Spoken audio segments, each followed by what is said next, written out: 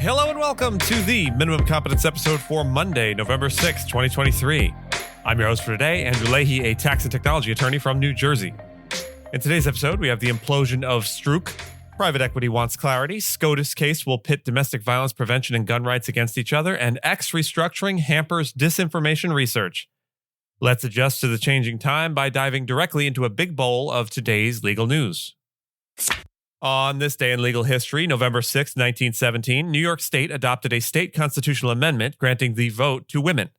On that date in 1917, a pivotal moment in legal history unfolded as the state of New York adopted Amendment 1, a legislatively referred constitutional amendment which granted women equal voting rights. This landmark decision was the culmination of nearly 7 decades of tireless advocacy since the first Women's Rights Convention in Seneca Falls, New York in 1848. The suffrage movement in New York was spearheaded by notable figures such as Susan B. Anthony, Elizabeth Cady Stanton, and Sojourner Truth, among others who were instrumental in pushing for this change. The approval of women's suffrage in New York was significant not only for the state but also for the national movement, setting a precedent 3 years prior to the ratification of the 19th Amendment at the federal level, which would grant women the right to vote across the United States. The efforts of suffragists like Alice Paul, who demonstrated and were arrested for protesting outside of the White House, were crucial in influencing President Wilson to support what would eventually become the 19th Amendment. This adoption represented a significant leap forward for women's rights and was a testament to the dedicated activism of the suffrage movement. New York's decision to enfranchise women was a critical step towards a broader national recognition of women's suffrage, reinforcing the state's role as a leader in the fight for gender equality. Stroock and Lavin, a once venerable New York law firm with a storied 150-year history, has commenced layoffs of 140 employees as it initiates its dissolution. Founded in 1876, Stroock became a legal institution renowned for its work in corporate and financial law with offices across the United States. Despite its longevity and the respect garnered in legal circles reflected in its attorneys' recognition in industry publications, the firm faced an insurmountable crisis leading to a mass exodus of partners to Hogan Lovells and an eventual vote by the remaining partners to dissolve the firm in late October of 2023. The firm's closure marks the end of an era for a law firm that once played a pivotal role in New York's legal landscape, having advised multinational corporations and cultivated long-standing relationships with Wall Street's financial companies since its early days. Private equity firms are seeking legal advice regarding the Department of Justice's new policy on M&A disclosures, which offers a safe harbor for self-reporting misconduct.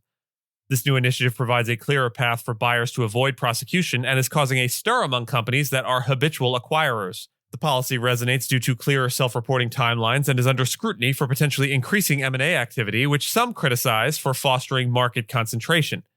The DOJ now gives companies 6 months post-acquisition to self-report for declinations and a year to rectify misconduct. This has prompted companies to be more diligent in due diligence, with law firms coordinating corporate and white-collar expertise to advise on identifying potential offenses during this process. While some lawyers don't see this as a significant change, it does offer more concrete guidance for in-house compliance and could encourage more rigorous post-acquisition reviews. However, the complexity of deciding to self-disclose remains, with reputational and investigative costs being significant considerations. The U.S. Supreme Court is set to hear a case challenging a federal law that prohibits individuals under domestic violence restraining orders from possessing firearms.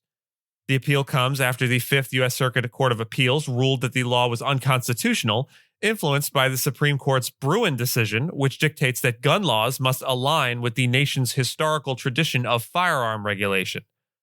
While gun right advocates back the challenge, the Biden administration, some prosecutors, and former state chief justices argue for the law's necessity in protecting domestic violence victims.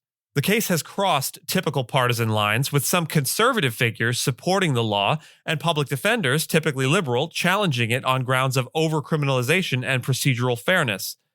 The Supreme Court's decision will address the balance between gun rights and public safety in cases of domestic violence. Elon Musk's restructuring of Twitter, now referred to as X, has significantly impacted disinformation research. Over 100 studies were canceled or altered due to limited access to Twitter's data, affecting researchers' ability to analyze misinformation spread during critical events. A previously free data tool used by researchers was discontinued in a cost-cutting move, with paid tiers now too expensive for most academics. This has led to concerns about the ability to conduct research ahead of major elections. Musk's legal action against the Center for Countering Digital Hate has also instilled fear of legal repercussions among researchers, further stifling independent scrutiny of the platform's handling of disinformation. This comes amid investigations by the EU into Twitter's compliance with new internet laws, which demand access to data for researchers under certain conditions.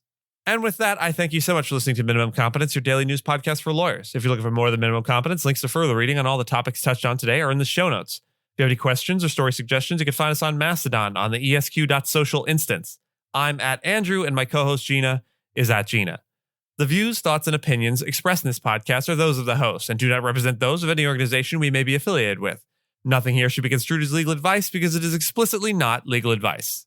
Reviews go a long way towards helping new listeners to find our show. If you have a moment, you can leave a rating or review on your podcast player. We'd sure appreciate it. And if you know someone that might be interested in a story we cover, consider sending them the episode. Minimum Competence is available at minimumcomp.com and wherever it is you get your finely crafted podcasts. If you haven't checked out the website in a while, give it a look. There are complete transcripts and resources for each episode and its corresponding segments, as well as an opportunity to receive new episodes in email, newsletter, form. All of the links to stories we cover will also be available on links.esq.social, which is our link aggregator in the Fediverse. We'll see you back here tomorrow, and until then, remember, the only thing standing between you and pulling another fall back on your personal clocks and gaining yet another hour is good judgment.